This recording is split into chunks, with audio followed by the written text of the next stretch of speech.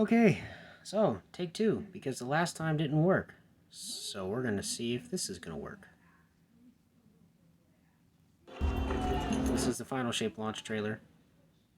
I'm just going to go over a couple of key moments because the other video ended up being really long. So I'm just going to go over a couple of key things here.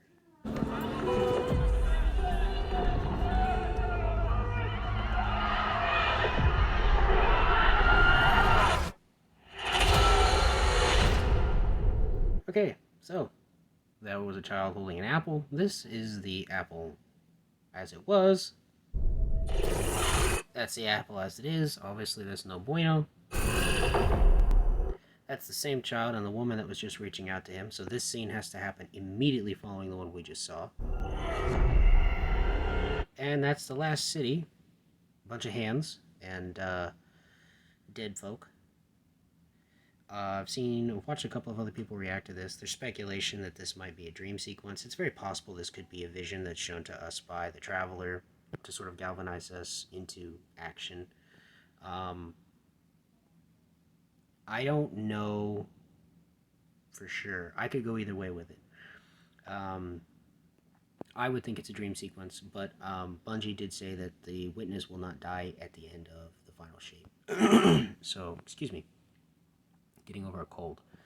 So it is possible that this actually does happen, and then we end up going into the raid to try to find a way to fix it, kind of like how in Avengers Infinity War, or Endgame, Infinity War, when Thanos wins at the end, and then Endgame is where they end up trying to undo what he did. So it's very possible that this might actually be happening.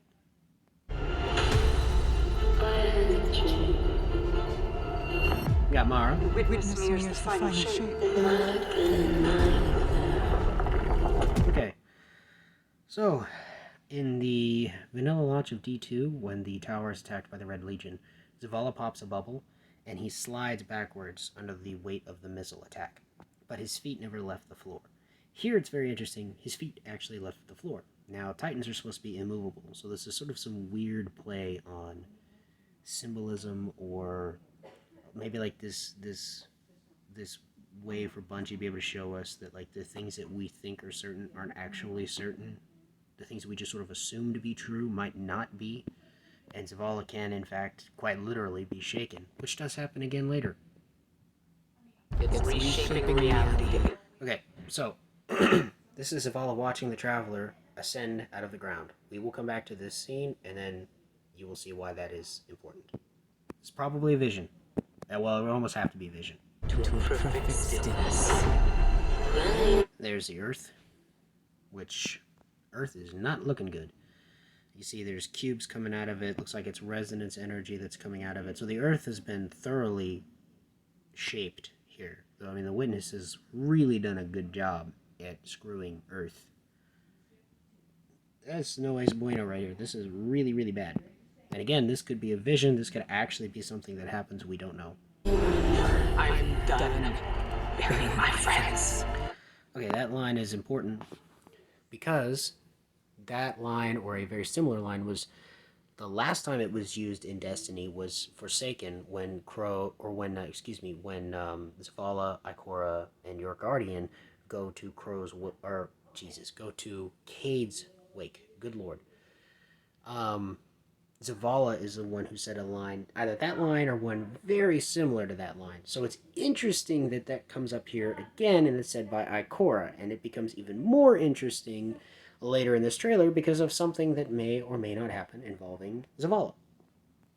It's the end of everything. Might as well try to stop it. One last step. Together. Okay, that thing on Zavala's shoulder right there, that's a piece of Amanda Holliday's scarf. Zavala and Holiday were very close. He thought of her like a daughter. She died, and he carries the weight of everyone that he's ever lost, which will also be important later. Into the end. Okay, this is the scene I was talking about. Okay, so in the earlier scene with Zavala here, he witnessed the Traveler ascending out of the ground.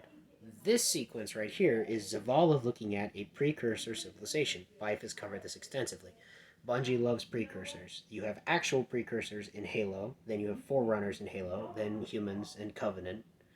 The precursors in Halo ended up turning themselves into the Flood because they got mad that the Forerunners tried to annihilate them, so they turned themselves into the Flood, and then they become sort of the worst enemy in all of Halo. In Destiny, the precursors ended up becoming the Witness, or at least a section of them did. Now, the reason why this is a vision of the precursor civilization is because in Season of the Deep, Asa showed a vision where this exact sequence happened.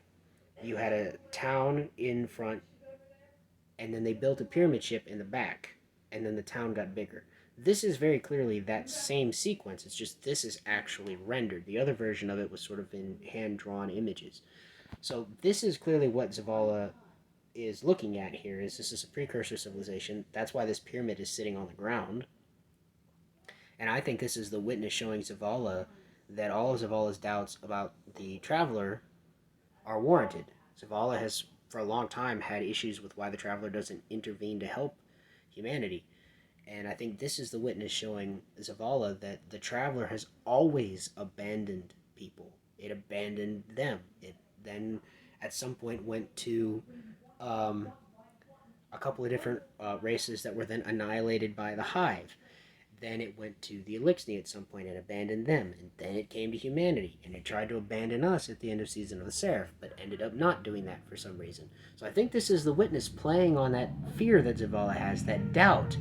And the reason it's doing that is because of something that's about to happen really soon. This place. It's hard to describe. Infection. Festering. You said it spoke to you. Okay, so that previous section showed a veiled woman. Let me see if I can back it up a little bit here.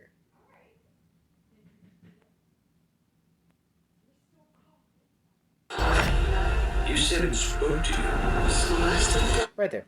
Okay, so this is an actual, real-life veiled statue, which you saw in Shadowkeep. They've been around, I believe, before that, but in Shadowkeep they were featured quite a bit. They were featured in Beyond Light.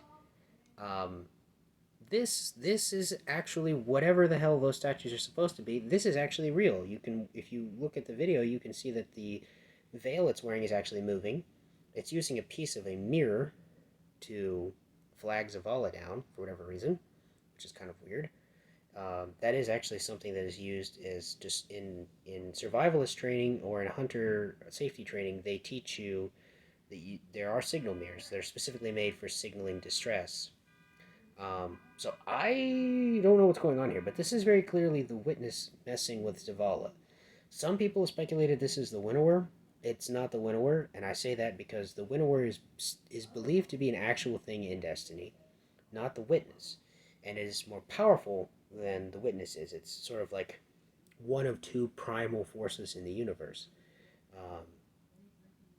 One side of a two-sided coin that makes up reality. This is not that. And the reason I say that is because here in a minute, the Witness is going to do something with these, and that would then make them subservient, seemingly, or able to be manipulated by the Witness, which would mean that I don't believe it would be stronger than him unless it's playing in, it's allowing him to do this for some reason. Okay, so here we go. We've got Cade, Crow, Ikora, Zavala. They're all walking up a set of stairs, except Zavala, who is standing facing a wall of goo. And Zavala is going to decide that he really, really needs to touch it. The Witness shows us what it thinks we... Okay, that sequence right there, that flashed really quick. That's Zavala reaching his hand out. He is looking at a wall of goo, but what he is seeing, presumably, is a statue of his wife, Sophia, who he lost. Again, I don't know if I mentioned that in this video or in a different video.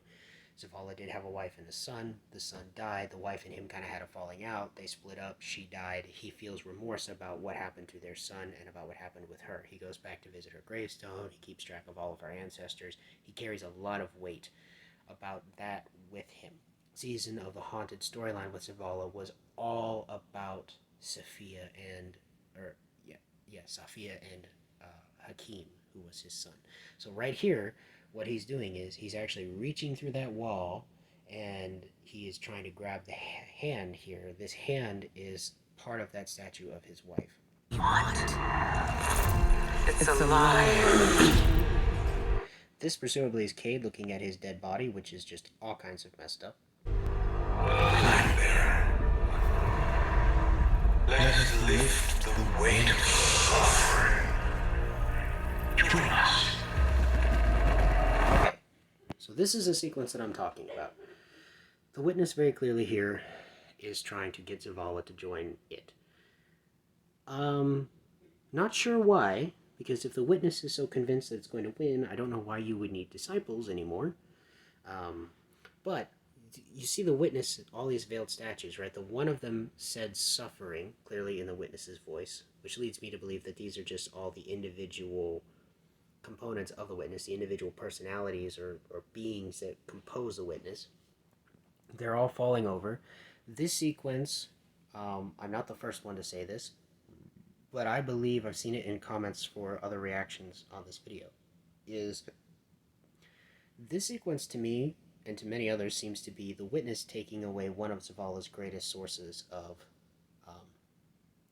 or one of Zavala's greatest burdens, which is he believes that he is responsible for everybody. He's responsible for everyone. He takes every loss personally.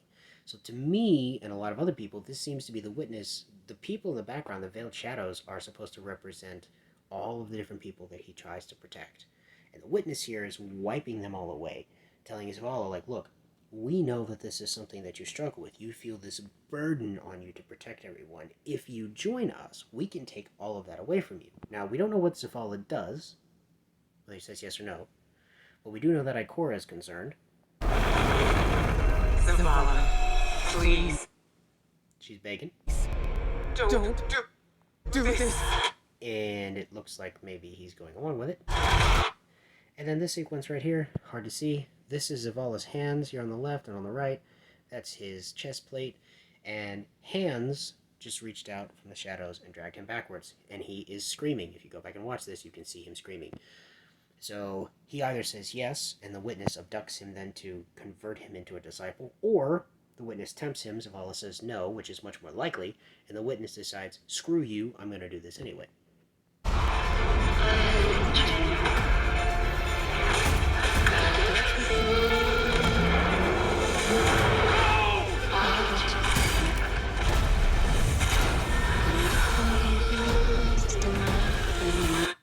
Alright, this is really cool. Everybody else I've seen react to this has just sort of glossed over the sequence. But you have that earlier sequence that just happened with Crow and Cade running, and they're covering each other as they're trying to retreat. And then you have this awesome sequence here, I believe, of them fighting the Scorn together, which is also a bit ironic because the Scorn contributed to Cade's death.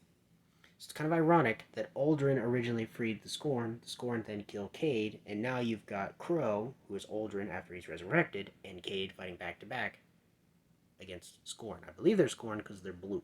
These blue explosions are pretty standard for Screams. But I just think this is a really cool shot. They're literally back to back here covering each other as they're firing into these enemies.